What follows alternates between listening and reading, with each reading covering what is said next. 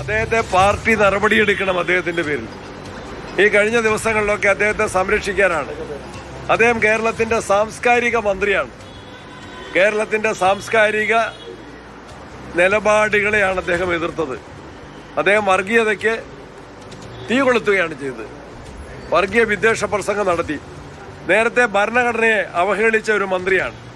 ഭരണഘടന അടിസ്ഥാനത്തിൽ സത്യപ്രതിജ്ഞ ചെയ്ത മന്ത്രി തന്നെയാണ് ഒരു വട്ടം ഭരണഘടനയെ അധിക്ഷേപിച്ചത്. ഇപ്പോൾ കേരളത്തിൽ മതേതരത്വത്തെയും കേരളത്തിൻ്റെ സാംസ്കാരിക തനിമയുമാണ് മന്ത്രിയായ സജി ചെറിയാൻ ചോദ്യം ചെയ്തത്. കേവലം ഒരു പത്രക്കുറിപ്പ് കൊണ്ട് അത് അവസാനിക്കുന്നതല്ല.